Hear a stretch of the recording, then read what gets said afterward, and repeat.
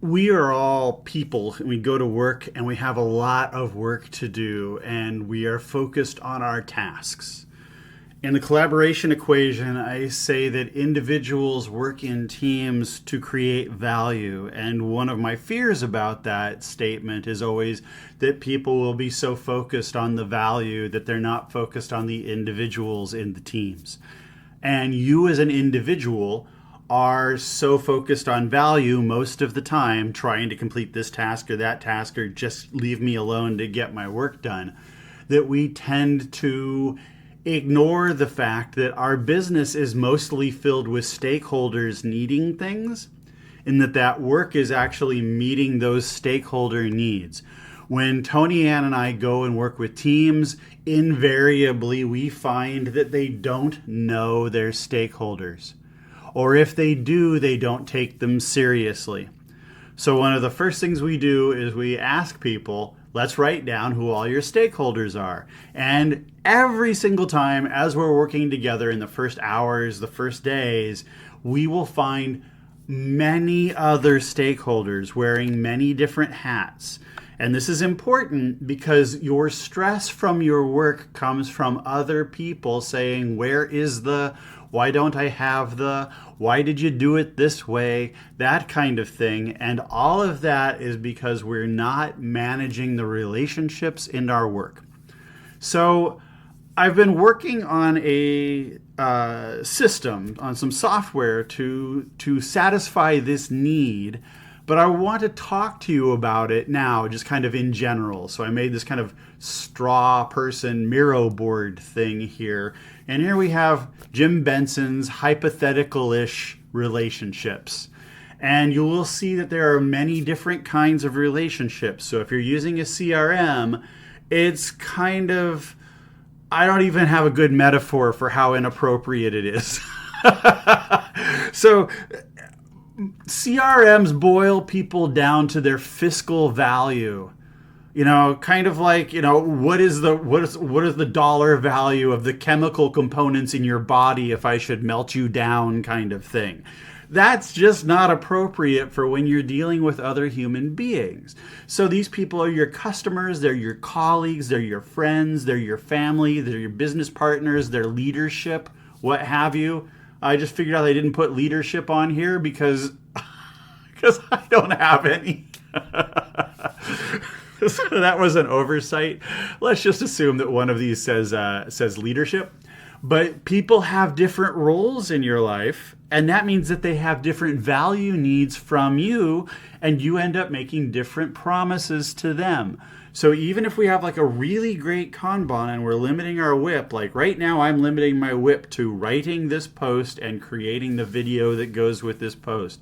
That's great, but that doesn't mean that I don't have to go talk to my wife about our financial planning later on today, or that I don't need to help Tony Ann edit the document that she's working on right now, or that we're not currently supporting this activity that we're doing with Kanban Zone. There's just a lot going on, a lot of stakeholders to keep track of, and we all, myself included, lose track of them. And this is why you have dependencies. All right, dependencies are nothing more than work needing to get done that isn't properly expressed between the groups of people who need to do that work. Your team needs work from that team isn't getting you that work, and now all of a sudden you have a bottleneck or a constraint or a dependency or a mid-air collision, whatever you want to talk about it. You aren't talking to the right people about the right needs at the same time. So in Jim Benson's hypothetical-ish relationships, we've got business partners and development partners. We have customers, stakeholders, team members, family members, etc. We have different ways that these are going, and then we have different cadences. How often do I talk to these people, right? So already here we have an idea that like every day I'm going to be talking to people at our primary client. I'm going to be talking to Tony Ann, my wife, my mom, and my brother. And that at least once a week, I'm talking to, actually, it should say weekly in there for Carl somewhere. There it is, up there in stakeholders. So you see here in Carl has different roles Carl Scotland has different roles in my life. So he's a stakeholder, he's a team member, he's a business and development partner. So we're doing a lot of things together, and it's not really going bad. I just needed to put the stickies somewhere.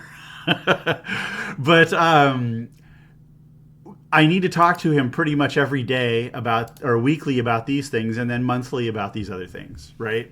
So just to make sure that you're touching base at the right time with the right people. So in fact, like right here, I could make Vivian, daily, because I live in the same house with her, so I talk to her daily.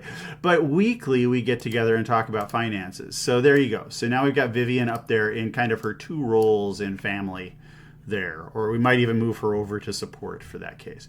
So we've got this little map, this social map of my personal social graph here of who I need to talk to and when. So even this is forcing you to notice what roles people play in your life and what role you play in theirs.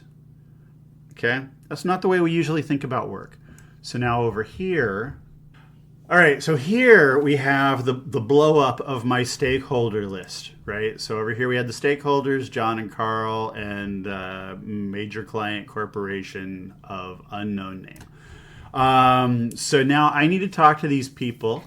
And here's the thing. When you have a relationship with somebody, it is reciprocal. So they need things from you and you need things from them.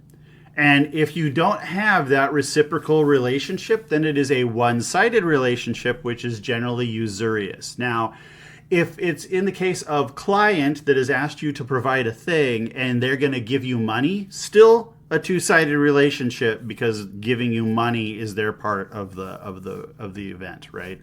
So we want in our lives to avoid these one-sided relationships where we just demand things of other people, but that there's always some sort of give and take, some sort of quid pro quo. And the reason for that is because that's how you build the relationship.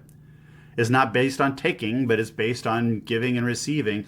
And it's based on an understanding that when we need something, the other person, regardless of their role in that original graph, that they're going to be able to fulfill it, and we're going to be able to fulfill what we say to them. So we have a couple of different bubbles here. We have the what do they need, what did I promise, what are they worried about, and then context buckets. So what do those things mean? Let's zoom on this a little bit more. So here for Carl wants to get his X Matrix class launched. I promised that I would do some formatting and get the sales page up for that particular class. We are all in this industry right now kind of worried about the future of the industry. Why is that important? Because it changes how I communicate with Carl. Okay. So we are trying to build something together that is resilient enough to handle a downturn in a global market.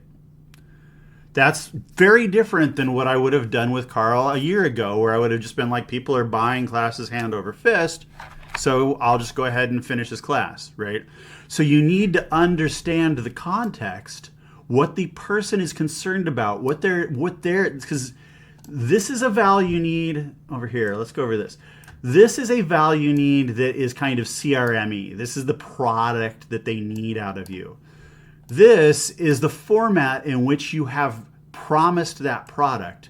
This is the thing that is actually their internal value need. So when your boss asks you what the ROI is on your continuous improvement project, or they ask you like, what did you do yesterday? If you come back and tell them what the task is that you did, it doesn't answer the thing that they were actually concerned about. So their ROI, while they may only know how to ask for it in dollars, this is the thing they're really asking. And if you can answer the question about what you did, giving them the narrative about why it helps them not be as worried, everyone wins. Okay, this isn't Machiavellian here. This is literally everyone wins, because now they know that they can count on you. You know that you're having good conversations with them, and you know that you have completed a full value loop. Your touch with them has been meaningful for both parties, and now you have a healthy relationship. Okay? The last bits here, really easy. Context buckets are all of the artifacts that you've created in order to fulfill that thing. So you've got a bunch of links over here so you can get right to the stuff so that you know where the things are that relate to that person. And then the next thing is, when are you next going to talk to them? And what is the next task that you have that helps them that's in your Kanban? This is it. This is the, we'll call it now the hypothetical-ish relationship machine. But I want you all to think about, when you're working every day, not just what do these people need, like what is the task that they're asking for, but what is it underlying that task that's worrying them, scaring them, making them need you to act? And then turn that on its head. The next time you are in a position where you're asking something for somebody, make sure that they know what it is. What is your problem that you are asking them to do this task, so that they can promise it in a way that helps you solve that problem.